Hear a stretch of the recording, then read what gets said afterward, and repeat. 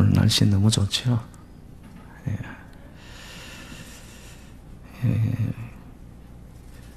야외 예배를 앞두고 있는데 오늘 같은 날 제가 좀 설교를 짧게 해야지 좀 점수를 따는 날인데, 여러분 저희 교회가 설교 방송이 나가죠. 그래서 설교 방송 최소한의 시간이 30분입니다. 그래서 그거는 지킬 거니까 여러분 너무 짧게 기대하지 마시기 바랍니다.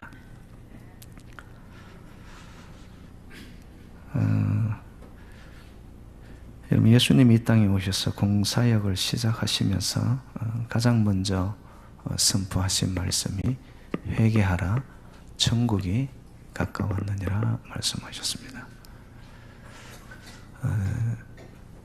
그 당시도 그렇지만 지금도 대부분의 사람들이 현세지향주의였겠죠.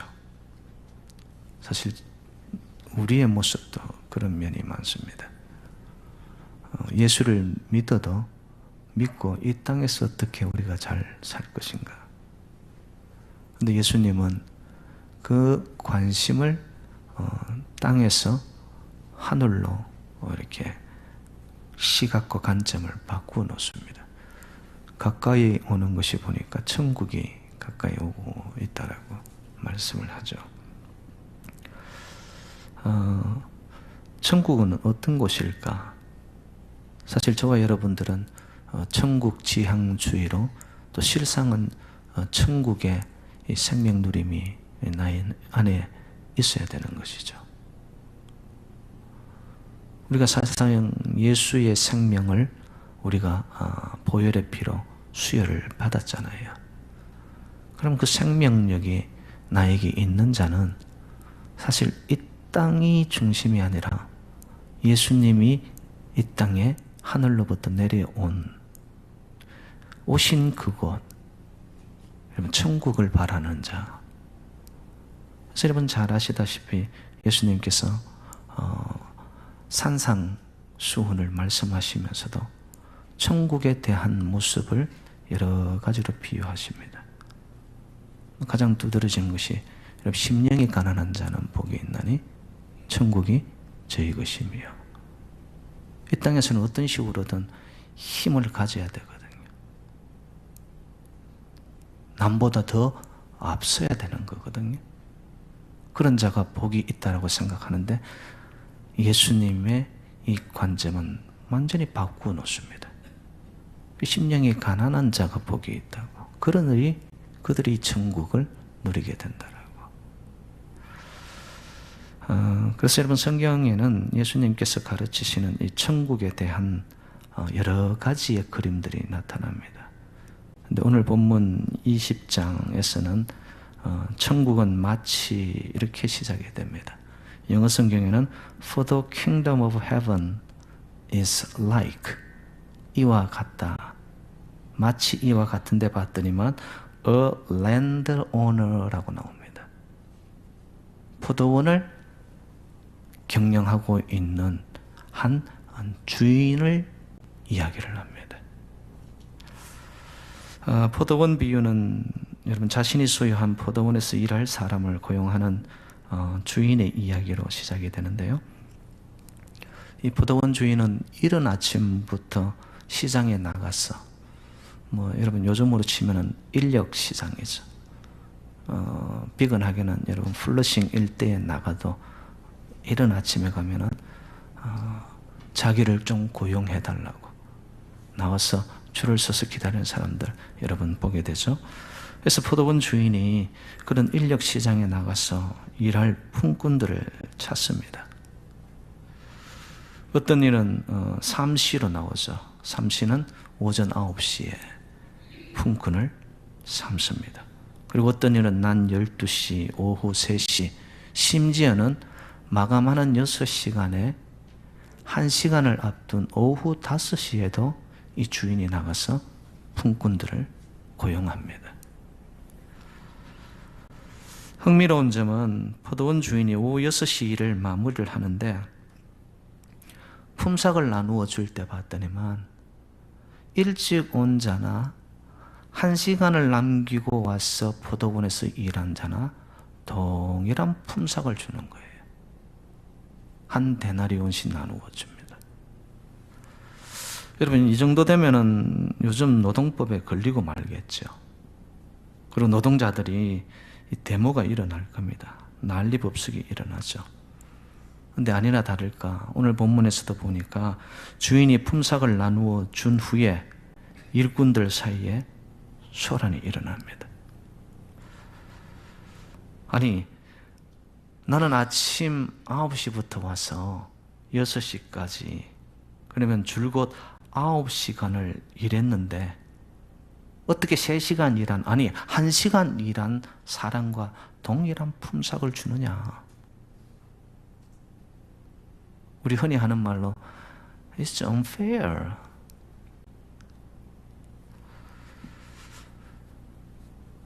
예수님은 이런 항의에 대해서 분명하게 말씀을 하시죠. 오전 9시 일하러 와서 9시간을 일한 그 사람에게 물어보십니다. 내가 너를 고용했을 때 하루 품삯으로 얼마를 주겠다고 약속했느냐? 한 데나리온입니다. 내가 그럼 그것을 어겼느냐? 아닙니다. 그러면 내가 주인이 마음이 좋다고 해서 네가 나를 업신여기느냐? 늦게 온 자에게 똑같은 품삯을 주는 것도 내 뜻이야.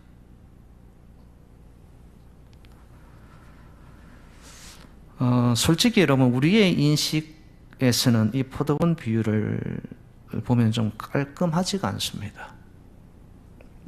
뭔가 석연치 않은 부분이 남아 있습니다. 그럼에도 이것을 성경에 기록을 하면서까지 천국은 마치 이와 같은 것이다. 예수님이 우리에게 말하고 싶어 하는 천국의 모습 무엇일까? 제가 3가지만 여러분과 함께 나누도록 하겠습니다. 3가지 하니까 벌써 여러분 눈치가 목사님 2가지 뭐 하시지 하는 것 같은데, 첫 번째, 포도원 비유의 교훈이 우리에게 있어서 여러분 인간의 가장 그 깊은 재성 중에 하나를 말씀하고 있습니다. 그게 뭐냐면 비교의식입니다. 포도원 농부의 비유를 보면 여러분 질문이 생겼어요. 포도원 품꾼들은 왜 포도원 주인에게 화가 났을까? 일찍 온 사람들은 당연히 일찍 온 일한 만큼의 대가를 받고 싶어 하는데 대가를 실상은 받았어요. 한 데나리온을 받았잖아요. 그런데 왜 이렇게 불평하죠? 뭐가 불만족이 되어 있는 거죠? 일찍 온 사람들은 주인의 뜻과 약속을 봤어요. 주변에 늦게 와서 한 데나리온 자기와 똑같은 것을 품삯을 받는 자들이 보였습니까? 이게 참 심각합니다, 여러분. 우리가 신앙생활을 하면서도 줄곧 올곧게 하나님만을 바라보고 가는 것이 신앙의 본질이에요. 그게 믿음의 본질입니다. 그런데 신앙생활을 하면서조차도 우리는 사람들을 보기 시작하는 거예요. 저 사람은 이렇고 이 사람은 이렇고.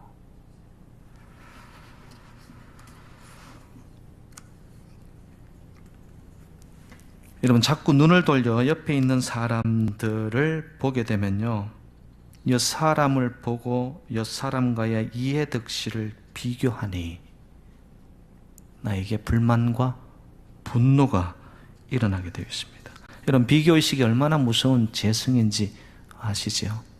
성경상에 나타난 인류 최초의 살인극이 가인과 아벨입니다. 가인이 왜 아벨을 돌로 쳐서 죽여버리죠? 동생이었거든요. 자기의 제사는 제물을 하나님은 받아주지 아니하고 아벨 동생의 제사만 받아주었다라는 마음속에서의 비교의식입니다. 여러분, 이때 사실 가인은 스스로를 점검했어야 된다고 저는 생각합니다. 하나님께서 왜 자기의 재물을 받지 않으셨을까? 겸손하게 자신을 돌아볼 줄 알았다면 인류 최초의 비극은 없었을 겁니다. 여러분, 예배는 하나님과 나와의 영적 관계 속에서의 문제입니다. 근데 예배를 드리러 와서조차도 하나님은 안 보이고 주변에 사람들이 보이기 시작해요. 저 사람은 내보다 나은 게 하나도 없는데 인생이 왜 저렇게 잘 풀리지? 여러분, 이런 마음이 나에게 스며들기 시작하면 여러분, 아무리 우리가 이 예배의 잔치에, 영적인 잔치에 와 있다 할지라도 내 안에는 이상하게 여러분, 그 비교의식이요, 남들보다 조금 더 낫다라고 생각하는 우월의식은요, 교만하게 만듭니다. 사실 자기 아무것도 아니거든요. 저와 여러분 어떤 존재입니까? 하나님이 한번 훅 불면은 사라지고 말 한 줌 흙인데, 근데 자기에 착하게 빠지는 거예요. 남들보다 조금 더 낫다 싶으면은 마음에서 교만이 올라오고요. 또 남들에 비교해서 조금 자기가 못한다 싶으면 수없이 인생이 나락으로 떨어집니다. 열등감 속에서 찾아오는 자기 인생의 절망과 비하적인 마음.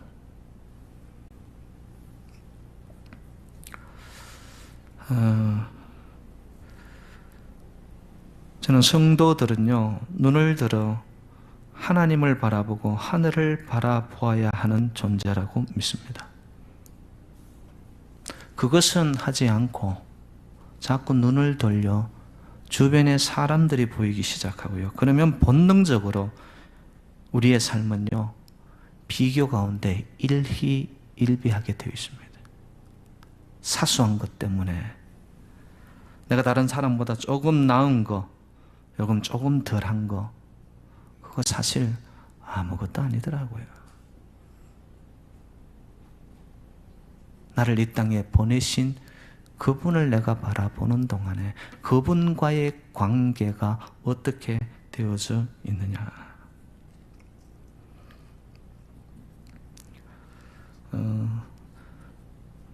제가 저희 집 아이들을 키우면서 가장 많이 들었던 표현 하나가, 아빠, don't compare me with my friends, 이러더라고요. 비교하지 말라는 거예요. 그래서 요즘은 그냥 프리하게 저는 내버려둡니다. 한때 유행했던 단어 엄친아 알죠? 엄마 친구의 아들은 이러이러이러한데 너는 뭐하냐? 그럼 자식들을 바라볼 때도 그러한 마음과 눈과 관점으로 바라보면 자식들이요, 그 안에 생명이 피어나지가 않더라고요. 오늘도 야외에 가서 우리 바베큐 하는데, 아이고 누가 갈비 몇 개를 더 먹나? 이런 게 눈에 보이기 시작하면 참 힘들어지는 거예요, 이게. 예? 필요에 따라 다 같이 나누어 주니 부족한 자가 없었더라. 하나님의 역사가 있는 곳이란 말이에요, 여러분. 예?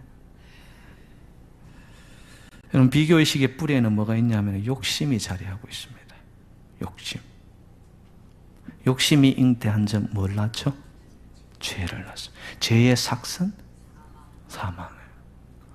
보세요. 그 뿌리에서 돌아오는 인생의 순환적 결과가 뭡니까? 여러분, 저는 여러분들이 비교의식으로부터 자유로워지시기를 주님의 이름으로 축복합니다. 천국은 하나님과 나와의 관계이다. 하나님과 나와의 관계이다. 두 번째,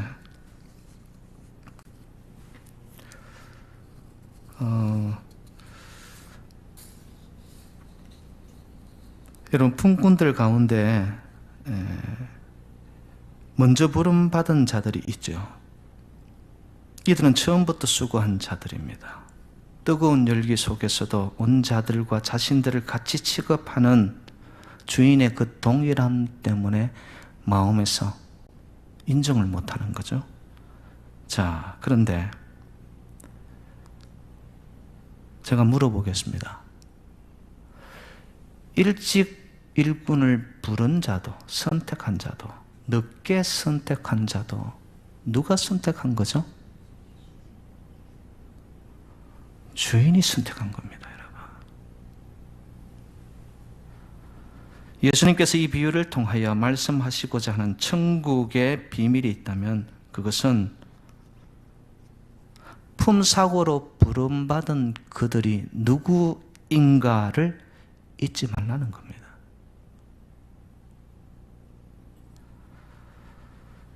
그들이 불평하고 원망하며 투덜거리는 것은 자신들이 이렇게 취급받았으면 안 될 자들이라는 의미 때문이겠죠. 자신들의 수고와 노력의 대가를 받아내겠다라는 겁니다. 그런데 여러분, 이들이 진작 잊고 있었던 것은 주인이 자신들을 부르지 않았다면 그들은 아직도 인력 시작 속에서 방황하고 헤매고 있을 수도 있단 말이죠,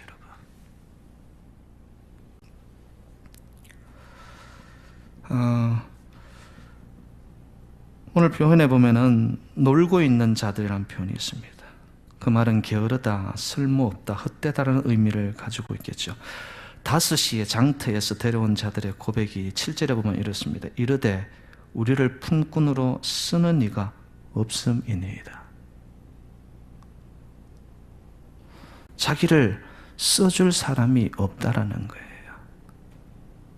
그런데 주인이 5시에 그를 부릅니다. 3시, 오전 9시에 일찍 부른 이도 자기들이 간 게 아니고 주인이 그들을 부른 거예요. 주인이 그들을 부른 거예요. 여러분, 천국은 하나님의 오너십입니다. 하나님의 주권입니다. 하나님의 통치가 있는 곳입니다. 그런데 우리는 자꾸 착각합니다. 내 인생도 하나님이 나를 불러주셨으니, 하나님이 나를 여기에 선택하여 앉혀주셨으니 지금 여기에 있는 거죠. 그런데 자꾸 우리는 내가 하는 줄 안단 말이에요.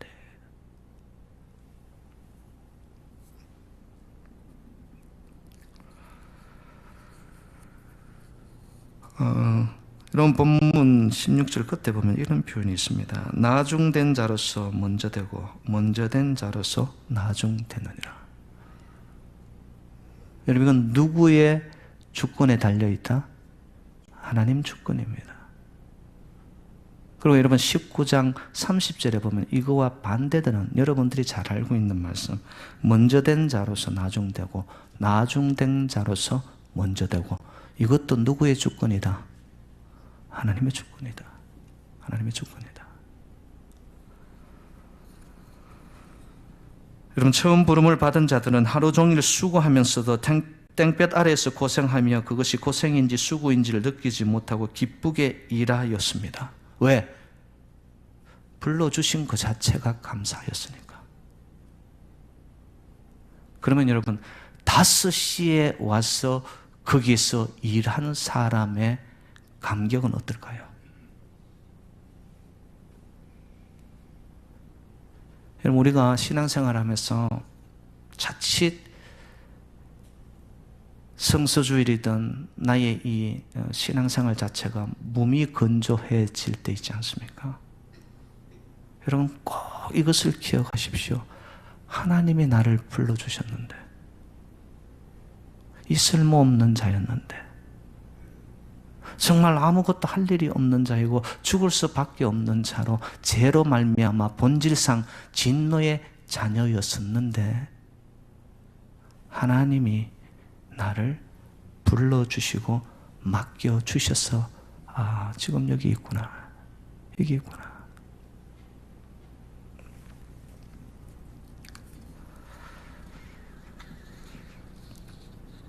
세 번째,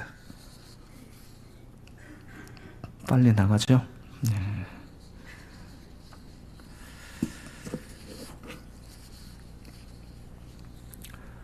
오늘 본문에 핵심이 있다면 저는 포도원 주인이라고 생각이 합니다. 제가 이 본문을 선택하고서 일주일 내내 계속 묵상하고 읽고 또 읽고 하는 동안에 이 포도원 주인, 달리 표현해서 하나님입니다. 하나님의 속성이 저는 느껴졌어요.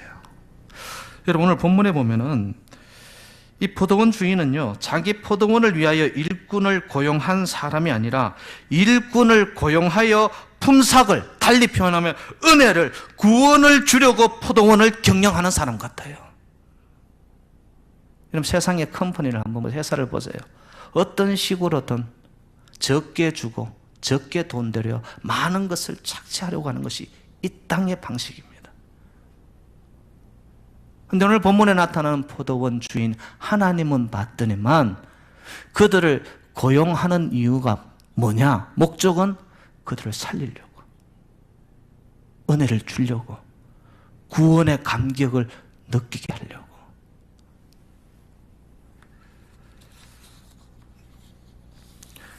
제가 이 포도원 주인을 생각하면서 그렇구나, 맞다, 그런 사람이 사는 곳이 바로 천국이구나, 하나님 나라구나, 그런 사고방식을 가진 사람들이 모여 산다면 정말 그것은 하나님의 나라가 날마다 꽃 피어나겠구나.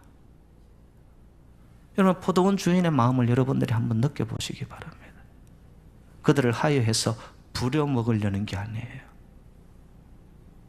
그들에게 어떻게 하면 품삯을 주고 은혜를 주고 살려줄까, 그것이 포도원 주인의 관심입니다.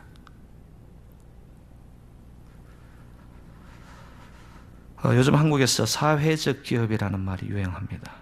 일반 기업과 사회적 기업을 이렇게 설명하더라고요. 일반 기업은 빵을 팔기 위하여 고용하지만 사회적 기업은 고용하기 위하여 빵을 파는 거예요. 완전히 개념이 다릅니다. 천국은 어떤 곳인가? 죽을 수밖에 없는, 아무 쓸모없는 그런 자들에게 하나님이 은혜를 주고 생명을 주고 구원을 주기 위해서 천국에 있는 거예요.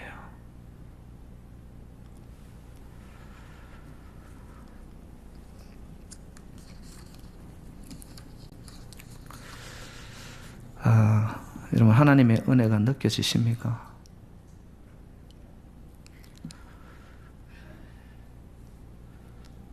제가 회사 이야기가 나왔으니까요. 보통 우리가 회사를 표현할 때 영어로 컴퍼니라고 표현을 합니다. 이 컴퍼니는 COM, com은 함께라는 뜻입니다. with. 그리고 PANY는 라틴어로 빵이라는 뜻입니다. 빵을 함께 나누는 것이 여러분 기업이 되고, 그것이 회사가 되고, 더 나아가서 가정이 되고 교회가 되는. 근데 그 개념이 오늘날은 세속적인 영향으로 인해 가지고 바뀌어졌죠. 어떤 식으로든 내가 더 먹으려고 하는 거. 잘못된 겁니다. 원래 의미는 그게 아닙니다. 어렵고 힘들고 지쳐 있을 때 빵을 나누어 주는 돈독한 마음, 은혜를 주려고, 생명을 주려고, 우리에게 감동을 주려고, 더 나아가서 천국을 우리에게 주려고 포도원은 저와 여러분들을 아무런 조건 없이 부르셨어요. 아무런 조건 없이 부르셨어요. 여러분, 보통 우리가 은혜라는 것은요, 이것저것 따지는 게 아니더라고요. 아무 조건 없이 받아주고 용서해주고 사랑을 베푸는 것, 그러면서도 대가를 바라지 않습니다. 포도원의 주인의 마음이 그와 같았다. 그와 같았다. 오늘 본문에 나타난 포도원은 천국입니다. 작게는 교회 공동체를 말합니다. 더 작게는 저와 여러분의 심령을 말합니다.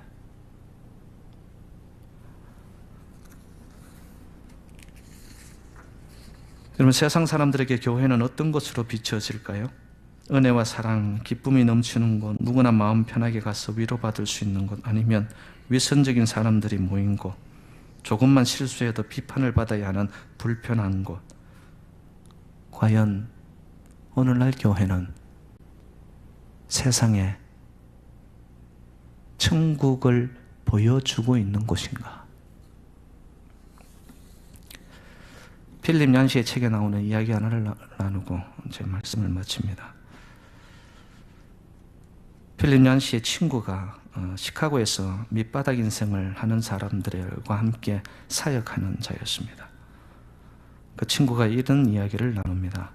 어느 창녀가 있었는데 집도 없고 몸도 병든 데다가 찢어지게 가난하여서 2살 된 딸을 먹여 살릴 수도 없는 그런 처지였다고 합니다. 그래서 계속 몸을 팔아가면서 하루하루를 살아가는데 어느 날 2살 난 딸이 먹지 못해서 결국에는 죽게 됩니다. 그녀는 울면서 그 힘든 상황을 친구에게 털어놓은 거죠. 그 이야기를 들었던 그 친구가 이 창녀인 이 여자에게 이렇게 말합니다. 교회에 가서 도움을 받아볼 생각은 안 해봤냐? 여러분, 그녀가 어떤 대답을 했을까요? 맞아, 참 좋은 생각이네. 이제부터라도 내가 교회 가서 좀 도움을 받고 교회 안에서 생명을 새롭게 누림을, 그리고 구원의 감격으로 내가 살아가야지. 그렇게 말했으면 얼마나 좋겠습니까? 그런데 얼굴 표정이 굳어지면서 이렇게 말했다고 합니다. 교회? 거기 뭐하러 가? 그렇잖아도 비참해 죽겠는데 가면 그 사람들 때문에 더 비참해질 거야.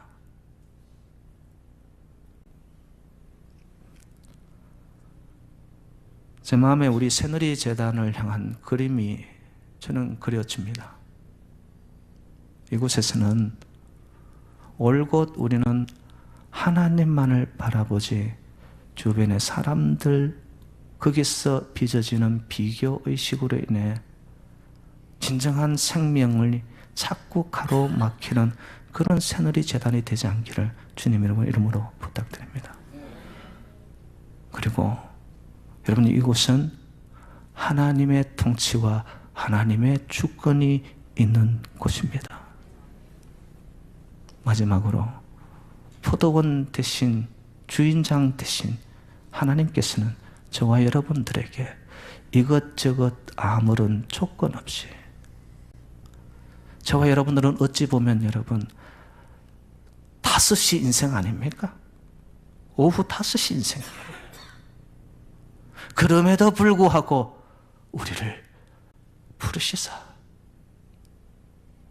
거저 주시는 사랑과 나누어 주시는 은혜로 말미암아 오늘도 우리는 여기에서 생명의 감격으로 살아나는 그런 복된 새누리 재단이 될 수 있기를 주님의 이름으로 축원드립니다.